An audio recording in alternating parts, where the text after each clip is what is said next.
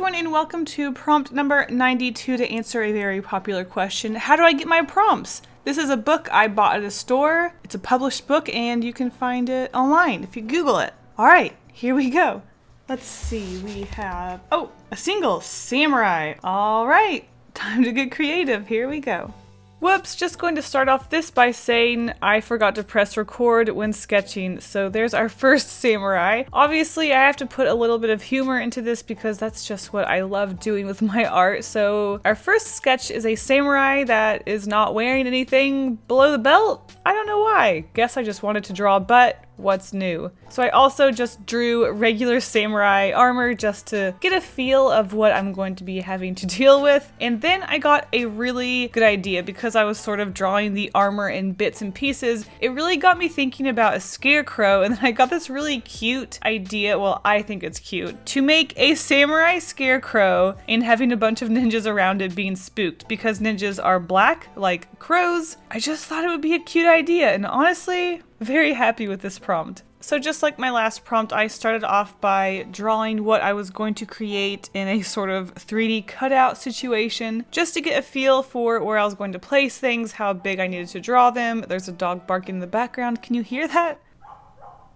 There it is, a dog, everybody. The dog that used to be behind my apartment disappeared for the longest time, so there was no barking in my videos. And they got a new dog or something, so now we've got another barking dog. It's great. Okay, the dog went away. So something I was also playing around with was having a ninja in the sky because I thought it would be really cute to do one of those ninja kite things. Or at first I was sketching a crow that looked like a ninja, like it had a ninja outfit on. I don't know. I just wanted to put something in the sky, but then I figured it would probably be best if it wasn't super cluttered, so I ended up scrapping any sort of sky ninja. So after everything was planned out, I started to pencil everything like I do, just like a regular watercolor illustration. Pencil everything, get all of the elements nice and drawn out, and then of course ink and color them. So something I was thinking about doing for the scarecrow was either just drawing the scarecrow flat as is as one piece and cutting it out, or I could go the extra step because when I think of a samurai armor costume sort of thing, I think there's a lot of layers, there's a lot going on, there's a lot of different pieces, and I think that's really fun and sort of a key element when it comes to the samurai armor. So I went ahead and drew each piece of the samurai outfit as a separate piece. I was thinking about going the extra step and doing each little layer. So each sort of piece, like the chest armor and the arm armor, has a lot of little layers that kind of go over each other, sort of like a fish scale sort of thing. Does that make sense? So I thought I could cut out each little thing and then layer each little thing, but I just thought, you know, my glue isn't the best and I don't know how I'm going to get each little piece to stick together when they're layered in that way that they aren't flat against each other. So to just get rid of that frustration, and maybe something I can think about later is getting better glue if I do keep doing these cutouts, which I will probably need to invest in. I just went ahead and did several pieces for the armor, but it was several chunk and not necessarily each little layered piece. When it came to coloring the ninjas, I wasn't sure if I wanted to paint them a sort of black, dark blue color, but I really wanted to make the armor a dark blue color. And I also thought it would really help the ninjas to stand out if I made them a flat black color. It's an interesting style, and I really do like having it that flat black, and I think it's probably inspiration from Inktober rolling in. So like I said, I penciled everything, I inked everything, and then it was time to get painting. So I did a blue to white background for the sky. I was thinking about doing something a little scarier since it was probably maybe part of a battle or something that was going on. Maybe I could have it fade to red and have this ominous sky. But then I started thinking about the color of the whole composition, and I thought it would be best if the sky was blue because then it could really complement that orangey, yellowy field of grass that I wanted to do. Since this is a scarecrow, I figure it's probably in a field of something on a farm like wheat or something yellow. It's fall, so I'm just thinking about farms and harvesting and stuff like that. You know, it's November now, so I'm just thinking scarecrow. Yeah. Plus, with this being a sort of more humorous and cute piece, I didn't really want to create that intense sort of battle scene. This is a silly illustration. It needs to be a silly situation. I'm sure that this is probably a castle in Japan that has set up some samurai scarecrows amongst the castle grounds just to scare away the ninjas. I mean, just think about how silly of a concept that is. Completely stupid and unrealistic, but it's really silly to think that a ninja would be creeping up to this castle and they see this scarecrow samurai just chilling there, not being real, and it's like, oh shoot, let me throw some ninja stars at it, and then poof away and he's gone because it scared him. It's just silly to think about.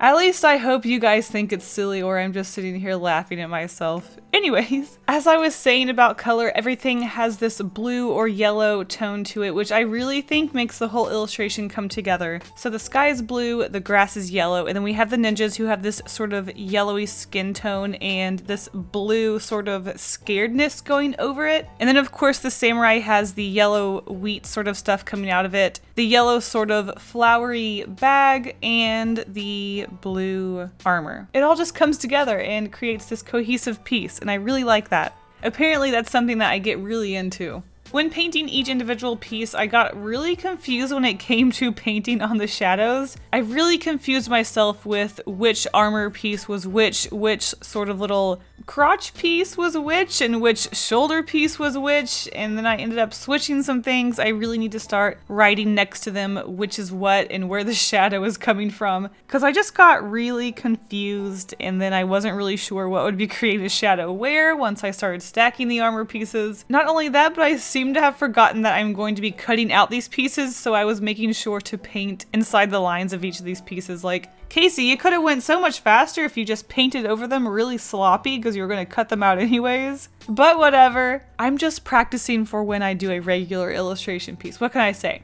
So once everything was painted, it was time to start cutting everything out. As you know, this is my favorite part. I love cutting all of these little pieces out.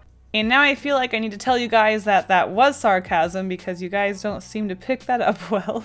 Honestly, I think I am starting to get much better with cutting everything out. The more I do these cutout illustration pieces, the easier cutting out the bits is. I'm even getting better with my X-Acto blade. I don't normally include the cutting things out with my X-Acto blade just because it gets so complicated by taking out my mat and then cutting a little bit here, then moving it, and then cutting a little bit there, then moving it. And I usually do the X-Acto cutting off cam, but it's not a lot. It's just the sort of little details and cutting out holes or something, or just tight spots. You're not missing anything. But yes, cutting out pieces, so much fun. Oh, I will say, cutting out the grass was a lot of fun. It was really tedious and my hand hurt after doing probably 100 little tiny cuts on the grass, but it was so much fun and so easy to create that grass texture, and I really like the way it turned out because it looks really good. All you do is just cut a bunch of tiny little cuts next to each other and the paper will start bending and warping on its own anyways, so you don't really have to cut out that many. I did go through and cut a few pieces out just to create a variety of length and pointy bits, but overall just cutting those thin pieces created its own little texture, and I was very pleased with that. So that is how I created the hay or wheat texture on the grass and the pieces coming out of the scarecrow. Very good and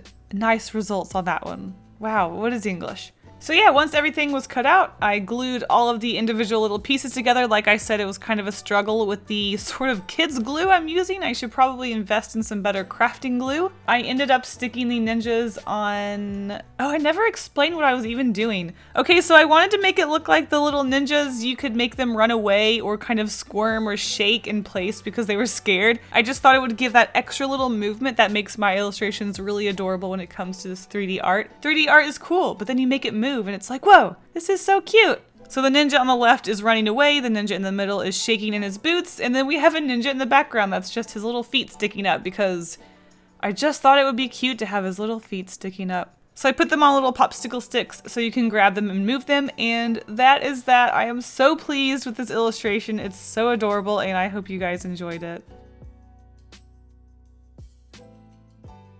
Thanks for watching. I'll see you in the end card.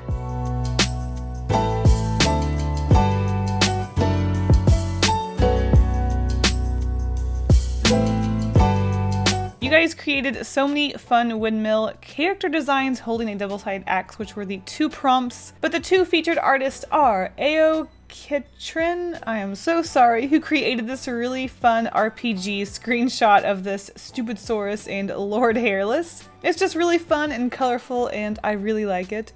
And Samuel Colt Winchester, who drew this really eerie lady holding a double-sided axe with a windmill on it. I love the colors in this piece, and it's very eerie and really fun. Alright guys, thank you so much for watching, and I will see you in the next video. Bye!